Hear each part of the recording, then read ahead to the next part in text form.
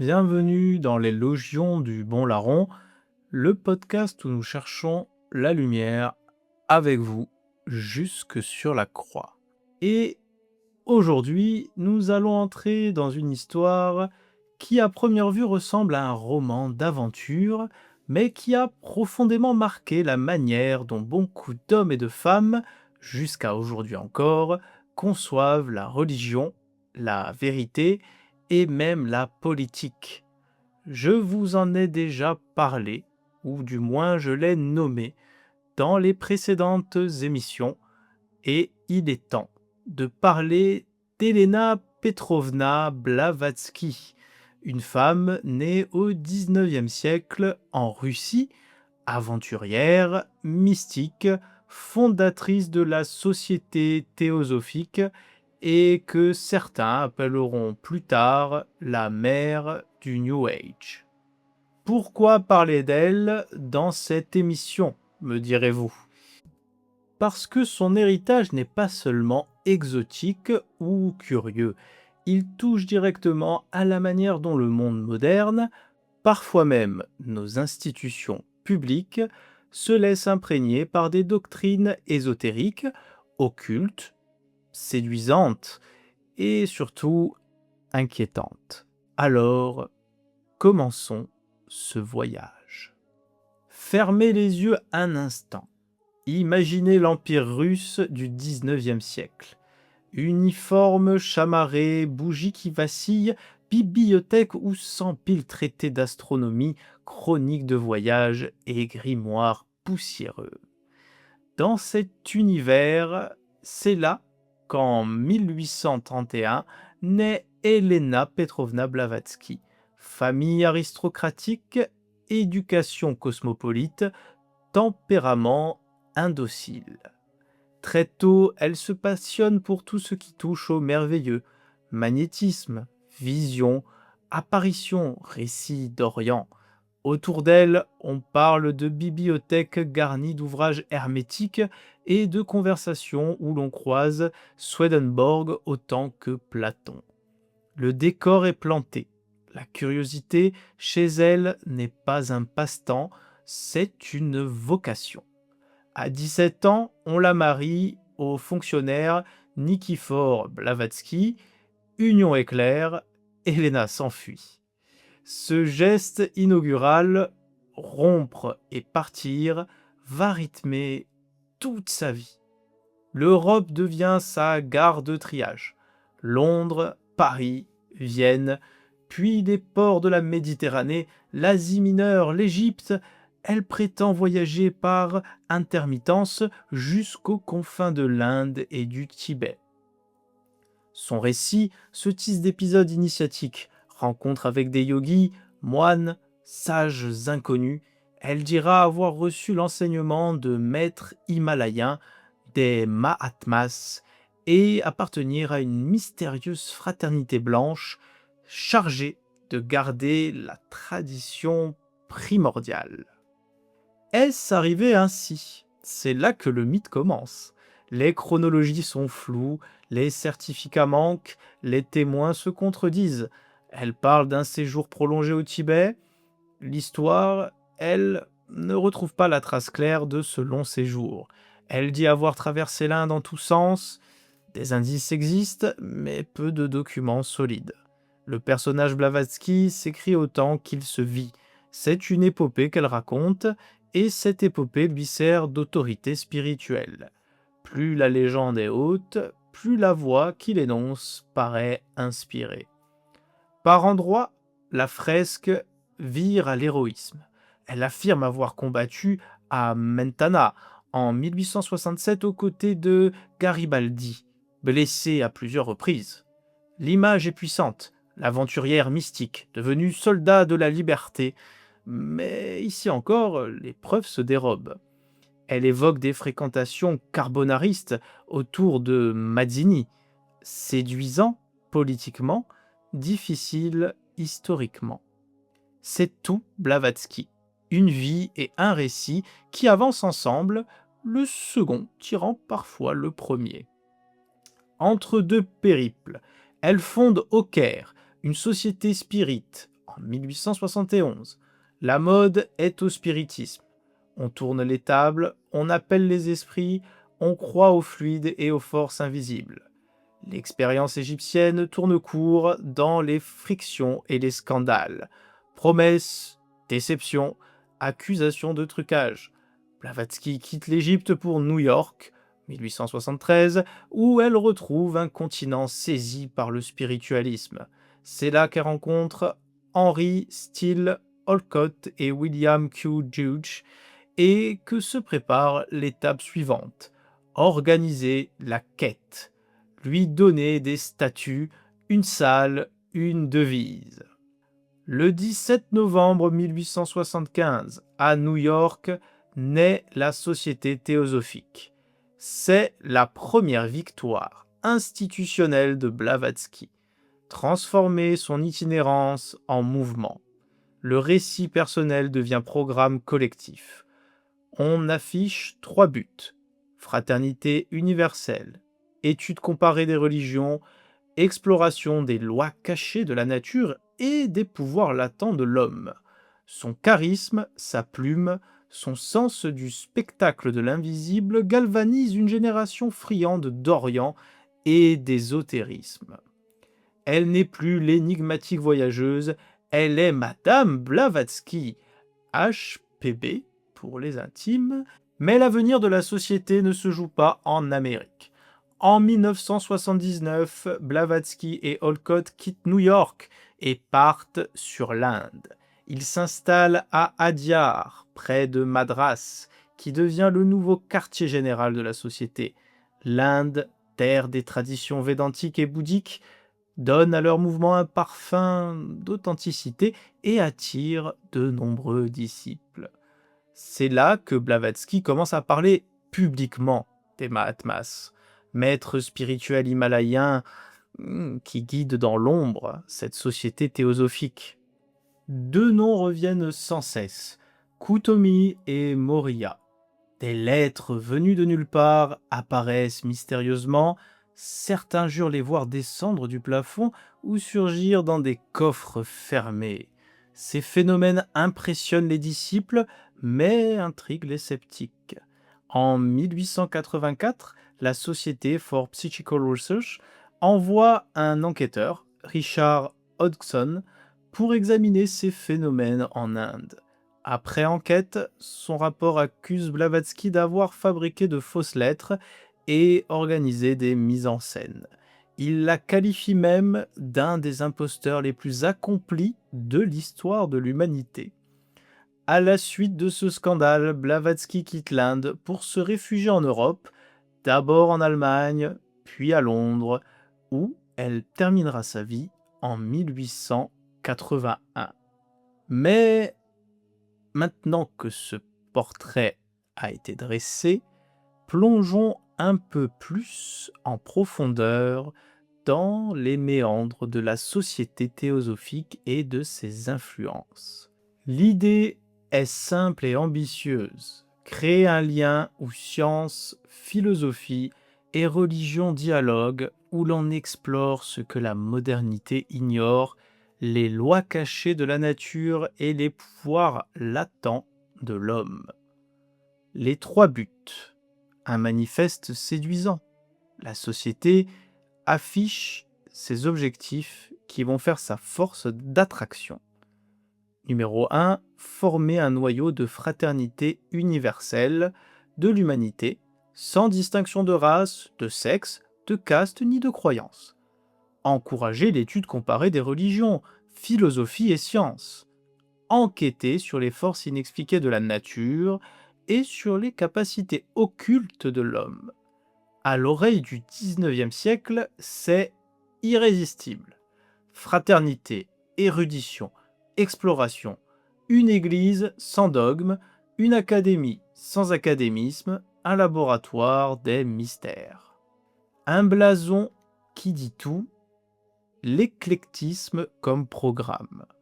En effet, l'emblème de la société synthétise le projet: un serpent ouroboros, le monde qui se régénère, le serpent qui se mord la queue.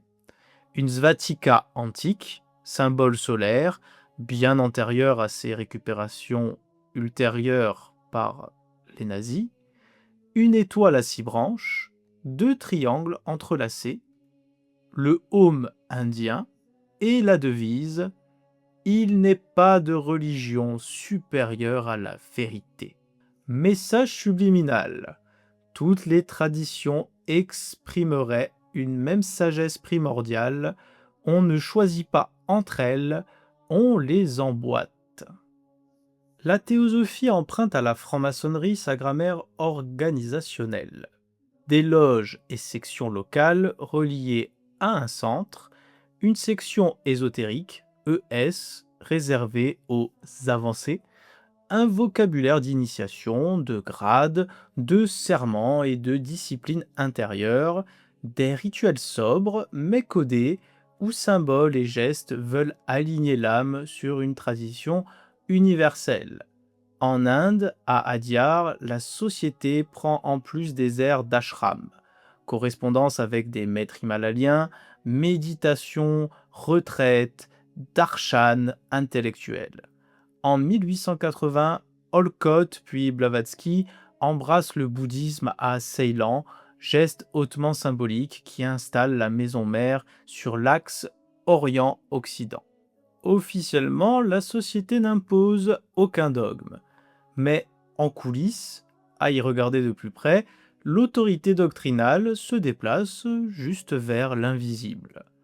Des Mahatmas, maîtres de sagesse, censés inspirer la direction du mouvement, des lettres attribuées à ces maîtres, reçues, bien entendu, par Blavatsky ou ses proches, et enfin, une chaîne initiatique qui légitime l'enseignement par-delà les églises et les académies. Résultat, on affirme la liberté de rechercher tout en verrouillant la validation par une instance supérieure que personne ne peut vérifier. C'est la clé qui explique les élans et bien entendu les dérives.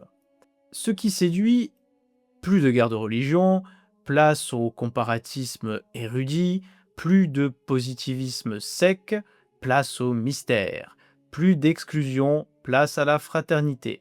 L'Occident rationnel et l'Orient mystique semblent enfin parler la même langue. Et ce qui déraille, quand l'autorité ultime vient de maître invisible, la critique n'a plus de prise. Quand on prouve par des phénomènes, l'être matérialisé et prodige, la tentation du trucage et de l'autosuggestion grandit.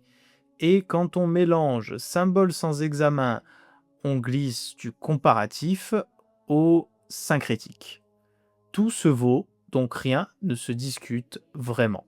La société théosophique a offert à son époque un espace inédit où se tenir au croisement de la bibliothèque, de la loge et de l'ashram était possible. Mais la même architecture produit ses angles morts. La responsabilité est brouillée. Qui parle? Le maître ou l'intermédiaire? La validation est non falsifiable. La lettre venue d'ailleurs clôt tout débat. Et enfin, l'éthique est plus que flottante. La fin, c'est-à-dire l'éveil, justifie-t-il tous les moyens? C'est dans cet entre-là que vont s'écrire les grandes polémiques, accusations de plagiat, dénonciation de phénomènes truqués et surtout une doctrine qui prétend tout expliquer, du cosmos aux races racines, au risque de substituer une pseudo-science sacrée à la science tout court. Et nous y voilà. Le cœur doctrinal, 2 livres en sont les piliers, 2 monuments de papier qui ont fait la réputation et la controverse d'Helena Blavatsky. Isis dévoilée, 1877, et La doctrine secrète, 1888. Dans Isis dévoilée, Blavatsky cogne sur 2 fronts. Le matérialisme, qui, selon elle, a desséché l'esprit scientifique, et enfin le christianisme dogmatique, en particulier l'Église catholique, qu'elle accuse d'avoir trahi la sagesse des origines. La thèse est séduisante. Tout ce que nos traditions possèdent de vrai viendrait d'une tradition primordiale, une gnose archaïque, dont l'Inde, l'Égypte, la Grèce, la Kabbale auraient gardé des étincelles. On reconnaît le ton, polémique, baroque, érudit à la diable. C'est un manifeste. On ne va pas réformer la modernité, on va la retourner. Et déjà, une méthode. Juxtaposer des fragments, mythes, textes, hypothèses, pour produire une impression d'évidence. L'effet est puissant à la lecture. La démonstration, elle, reste toujours non falsifiable. 11 ans plus tard, la doctrine secrète veut tout embrasser. L'origine du cosmos et l'origine de l'homme.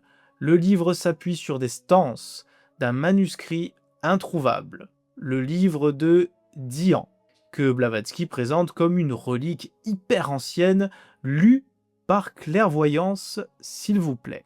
À partir de là, elle déroule une architecture en 7. 7 plans de réalité, 7 principes chez l'humain, 7 cycles d'évolution. Le passage le plus explosif et le plus problématique est la théorie des races racines.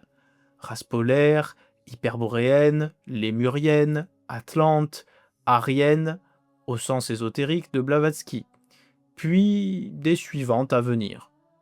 Chaque race racine porterait une mission spirituelle différente avec des sous-races et des centres géographiques, continents disparus, civilisations englouties. C'est romanesque et invérifiable. Surtout, la théorie finit par glisser insidieusement vers une hiérarchisation. Certaines lignées seraient plus avancées et d'autres dégénérées sur le plan spirituel. On mesure ici la contradiction avec l'idéal théosophique de fraternité universelle. Dire tous frères et dans le même mouvement classer l'humanité sur une échelle spirituelle. C'est ouvrir une porte qui ne se refermera jamais chez certains de ses héritiers. Le livre de Dian, Blavatsky affirme traduire ce texte très ancien, inconnu des orientalistes. Or, à la loupe, beaucoup de pages ressemblent à des collages. Kabbale réinterprétée, fragments de philosophie grecque, citations orientales reprises à des auteurs contemporains, combinées avec brio. Est-ce de la fraude, de l'enthousiasme visionnaire, un patchwork assumé? Ce qui est sûr, la méthode crée une immunité qui va réfuter un manuscrit introuvable, des visions privées, des lettres de maître que seuls les intimes voient tomber du plafond. Le centre de gravité de la preuve n'est pas public, il est ésotérique, autrement dit hors d'atteinte.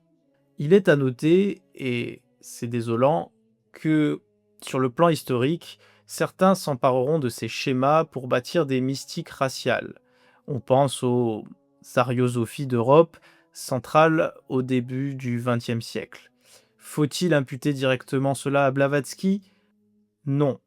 Liaisons dangereuses ne valent pas filiation mécanique, mais la structure était là, une hiérarchie spirituelle présentée comme cosmique, et la pente était déjà plus que glissante. Du point de vue chrétien, on peut reconnaître la juste intuition. Oui, la science ne dit pas tout du réel. Oui, la tradition religieuse porte des éclats de vérité. Oui, l'Occident a besoin d'âme. Mais on dira aussi clairement ce qui ne va pas. La vérité ne se fabrique pas par collage de symboles. Elle se reçoit de Dieu et se discute au grand jour. La dignité humaine ne se classe pas. Elle se reconnaît comme absolue en chaque personne. Les signes ne sont pas des gadgets magiques. Ils sont sacrements quand Dieu les donne, pièges quand l'ego les fabrique. En un mot, la promesse de tout réconcilier est bien belle, mais sans la vérité qui juge des esprits, sans le Christ, on bascule vite d'une sagesse à une gnose, d'une recherche à une captation. Ce socle doctrinal va engendrer des héritiers. Annie Besant et son messianisme avorté avec Krishnamurti, Rudolf Steiner et l'anthroposophie, école, médecine, biodynamie, Alice Bailey et les maîtres ascensionnés, puis la nébuleuse New Age. Chaque fois, la même structure se reconnaît. Un discours unitaire, tout est un. Une autorité subtile, guide invisible, hiérarchie de lumière. Une éthique coulissante, la fin spirituelle justifie des moyens plus que discutables. Une ambition sociale, éducation, santé, finances spirituelles, s'il vous plaît. Et par ricochet, la tentation politique, obtenir reconnaissance et influence au nom du bien commun, tout en introduisant un dogme occulte au cœur de l'espace laïque.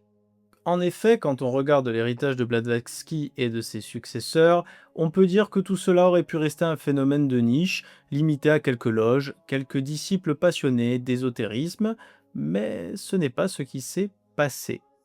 On l'a surnommée ainsi la mère du New Age parce que presque toutes les idées centrales de cette doctrine viennent en droite ligne de son œuvre ou de ses disciples.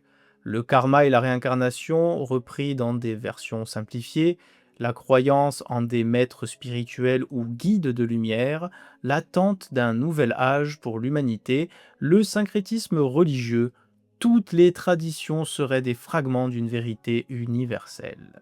Là où la théosophie exigeait des lectures et une initiation, le New Age va populariser ces thèmes dans une version accessible à tous. Et c'est dans les années 1920 et 1930 que des artistes et intellectuels sont séduits. Le poète Yeats fréquente la société théosophique. Le peintre Kandinsky s'inspire des écrits de Steiner. Baudrillard lui-même puise dans cette science spirituelle une justification pour son abstraction. Puis, à partir des années 60, la vague contre-culture en Occident donne une nouvelle jeunesse à ces idées. La méditation, le yoga, les chakras, l'énergie cosmique, les vibrations. Tout cela s'installe dans la culture populaire, mais sous une forme dépouillée de son cadre originel. Certains héritiers du théosophisme vont créer de véritables organisations sectaires. Le mouvement IAM, dans les années 1930, proclame qu'il est possible de contacter directement les maîtres ascensionnés.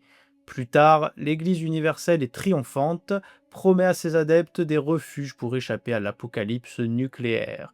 Chaque fois, la même mécanique. Autorité d'un maître relié à des guides invisibles, promesse d'un nouvel âge imminent, glissement vers un contrôle total des adeptes sous couvert d'absence de dogme. Ces groupes sont étudiés par les commissions sur les dérives sectaires car ils enferment les personnes dans une vision close du monde, coupée du réel et des responsabilités concrètes. Mais le plus grand succès du théosophisme, c'est d'avoir façonné un nouvel imaginaire religieux.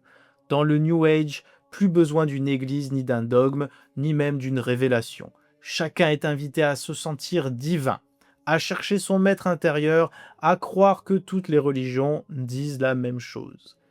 Le philosophe Mircea Eliade notait que cette religiosité hors église transforme le paysage spirituel de l'Occident. On ne croit plus à une vérité révélée, mais à une expérience personnelle qui mélange des éléments venus de partout. C'est là que réside le paradoxe, une immense soif spirituelle, mais sans boussole transcendante. On veut une fraternité universelle, mais on refuse la croix. On rêve d'une sagesse de lumière, mais on se détourne de la vérité incarnée. Le New Age prolonge donc les contradictions de Blavatsky. Il prône l'unité, mais produit une myriade de sectes et de doctrines concurrentes les unes les autres. Il promet la libération, mais souvent il engendre des dépendances psychologiques. Il se veut scientifique, mais il s'appuie sur des concepts invérifiables, énergie, vibration, plan subtil. Il affirme respecter toutes les traditions, mais en les dépouillant de ce qui fait leur cœur, pour le christianisme, l'incarnation et la résurrection. Enfin, il est impossible de ne pas parler de Rudolf Steiner, qui rentre en scène comme un disciple brillant et un dissident. Il dirige la section allemande de la Société théosophique, puis rompt avec Annie Besant lorsqu'on cherche à fabriquer un nouveau messie avec Krishnamurti. Il fonde sa propre voie, l'anthroposophie, qu'il présente comme une science spirituelle. Le ton est moderne, les ambitions immenses. Ne plus rester dans les salons occultes, mais déployer une vision ésotérique dans tous les domaines de la vie. Steiner érige son centre mondial à Dornach, près de Bâle. Le Goetanum cathédrale de béton aux formes organiques, laboratoire et sanctuaire tout à la fois. Là, il donne des cycles de conférences sur l'évolution spirituelle de l'humanité, les plans subtils, les êtres hiérarchiques, anges, archanges, et trace des applications concrètes. Éducation, les écoles Waldorf ou Steiner-Waldorf pour les intimes naissent en 1919. Pédagogie de la globalité, place à l'imaginaire, au rythme, à l'eurythmie, gymnastique spirituelle. En arrière-plan, une anthropologie ésotérique, stade physique, éthérique, astral, réincarnation, tempérament à harmoniser. Dans l'agriculture avec la biodynamie, dans la médecine avec justement la médecine anthroposophique. Elle ajoute à la clinique des lectures karmiques, des maladies et des remèdes inspirés par on ne sait qui, avec parfois des réticences au vaccin dans pas mal de milieux. Et enfin, pour l'économie et la culture, des banques éthiques, Triodos, GLS, entreprises Velleda, fondations, théâtres, fermes, cliniques, tout y passe. Un siècle plus tard, l'ensemble forme un écosystème mondial. Plus de 1000 écoles dans des dizaines de pays, des centaines de structures de soins, des labels agricoles, une présence jusque dans la finance responsable. Vu de l'extérieur, une success story de l'éducation alternative et du développement durable. Vu de l'intérieur, la continuité d'une vision ésotérique qui irrigue pratique et programme. C'est précisément là que surgit la zone sensible. Officiellement, pas de dogme, on parle de créativité, de bienveillance, d'écologie, mais la charpente est spirituelle. Réincarnation, corps subtil, force cosmique, rôle christique redéfini dans un schéma gnostique. Dans les classes, certaines écoles évoquent très peu Steiner et l'ésotérisme. Ailleurs, la référence est explicite. Même pédagogie, deux visages. Vitrine laïque d'un côté, arrière-boutique mystique de l'autre. Des rapports officiels, en France notamment, ont pointé des risques de dérive. Opacité doctrinale, influence forte d'un corpus quasi-religieux non assumé, zone de confusion avec la laïcité lorsque ces structures demandent agrément, financement ou partenariat public. Un épisode a rendu le débat national, quoique on en a peu parlé, la nomination, en 2017, d'une ministre de la Culture engagée dans la création d'une école Steiner. Le symbole est fort. L'État laïque peut-il, même indirectement, cautionner une pédagogie dont l'armature est ésotérique? L'argumentaire des défenseurs insiste sur les bénéfices pédagogiques concrets. Celui des critiques rappelle qu'une philosophie spirituelle s'y trouve bel et bien, avec ses rites, rythmies, ses cycles et ses croyances. Oui, il serait injuste de nier tout ce que ce réseau a apporté. Impulsion artistique, attention au rythme de l'enfant, initiative culturelle, audace écologique. Mais il serait naïf d'oublier le prix à payer pour tout ça. Une pensée de source occultiste qui, sous des formes avenantes, norme des pratiques scolaires, médicales ou agricoles. On ne parle plus de croyances privées, on touche au commun, aux soins, à l'éducation et à l'argent public. C'est là que la laïcité est interpellée, non pour exclure les personnes, mais pour clarifier les frontières entre conviction spirituelle et service public, entre liberté d'initiative et garantie due aux familles et aux patients. La logique, au fond, reste celle inaugurée par Blavatsky, une autorité spirituelle implicite, ici Steiner au lieu des Mahatmas, un langage quasi scientifique pour parler de réalité invisible et une ambition sociétale qui déplace l'ésotérisme du cercle des initiés vers la cité. Modernité du ton, gnose dans la structure. Et ce paysage a façonné la psychologie religieuse de millions d'Occidentaux. Une sensibilité très contemporaine en découle. Spiritual but not religious, on ne se définit plus par des églises et des dogmes. On privilégie l'expérience, le ressenti, l'énergie. Le syncrétisme personnel, avec un peu de yoga, un peu d'ange, un peu de chakra, une méditation en pleine conscience, débarrassée de ses attaches bouddhistes, et l'idée qu'au fond, tout dit la même chose. Et enfin, et non des moindres, une auto-divinisation plutôt douce, trouver son maître intérieur, devenir sa propre lumière. D'un point de vue catholique, l'enjeu n'est pas de disqualifier la soif spirituelle. Elle est légitime et même bonne. L'enjeu est de nommer ce qui manque, une vérité qui juge les esprits, une personne qui sauve, une charité qui ne relativise jamais le bien et le mal. La fraternité universelle ne tient pas si elle repose sur des fictions sacrées ou des grades d'âme. Elle tient si elle est fondée sur la dignité égale de chaque personne et sur la lumière du vrai, accessible à la raison et offerte dans la révélation.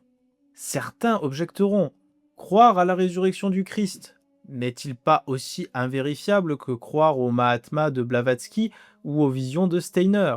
Dans les deux cas, une affirmation échappe aux instruments de la science. Dans les deux cas, une communauté y adhère par la foi. Mais la différence est radicale. Le christianisme repose sur un événement historique public, la vie, la mort et la résurrection de Jésus de Nazareth, attestés par des témoins identifiables qui ont souffert, persécutés et souvent morts pour ce témoignage. La foi chrétienne s'enracine dans une tradition continue et ouverte à l'examen. Évangile, lettre apostolique, père de l'Église, débattue et transmise dans l'Église entière. La théosophie et ses dérives reposent sur des révélations ésotériques privées, lettres matérialisées, manuscrits introuvables, clairvoyance réservée à une élite. La validation est purement interne, un maître ou des guides invisibles, sans contrôle par des témoins multiples indépendants. On rétorquera que le christianisme a connu des gnoses, réclamant un enseignement secret de Jésus, dans l'évangile de Judas ou l'évangile de Marie par exemple, pour les plus connus. L'Église apostolique les a démasqués et écartés. Leur logique est celle que l'on retrouve d'ailleurs chez Blavatsky et Steiner, un savoir caché qui confère pouvoir et supériorité à quelques-uns sur fond d'ésotérisme. Ce parallèle montre moins une ressemblance qu'un discernement constant. Depuis toujours, certains cherchent à dérober la lumière publique de l'Évangile pour la réserver à des initiés ou à une race. L'Évangile, lui, est universel, offert à tous et ne classe pas l'humanité en grade d'âme. Jésus dira: Je te bénis, Père, Seigneur du ciel et de la terre, d'avoir caché cela aux sages et aux intelligents, et de l'avoir révélé aux tout-petits. Matthieu 11, verset 25. Deux salles, deux ambiances. Chers amis, en parcourant la vie et l'héritage d'Helena Blavatsky, nous avons vu une soif immense de réconciliation. Réconcilier la science et la religion, l'Orient et l'Occident, le visible et l'invisible. Mais nous avons vu aussi combien cette quête, lorsqu'elle se détache de la vérité incarnée, peut dériver en illusion séduisante, en syncrétisme fragile, en pouvoir occulte qui prétend tout expliquer, sans jamais se soumettre à l'épreuve de la raison, ni à la lumière de Dieu. Blavatsky aimait répéter cette devise: il n'est pas de religion supérieure à la vérité, et c'est juste, mais à condition de rappeler que la vérité n'est pas une idée diffuse, ni une énergie impersonnelle. La vérité est une seule, le Christ, Verbe de Dieu fait chair, qui s'est donné pour chacun de nous, pour que notre soif d'éternité trouve enfin sa source et son repos. Alors restons éveillés, non pas dans les reflets changeants des gnoses modernes, mais dans la lumière qui ne trompe pas. Car, comme le dit l'Évangile, la lampe est-elle apportée pour être mise sous le boiseau ou sous le lit? N'est-ce pas pour être mise sur le lampadaire? Car il n'est rien de caché qui ne doive être révélé, rien de secret qui ne doive être mis au jour. Si quelqu'un a des oreilles pour entendre, qu'il entende. C'était Élogion du bon larron. Merci d'avoir écouté cette émission. Que Dieu vous bénisse et continuons à chercher ensemble la lumière jusque sur la croix.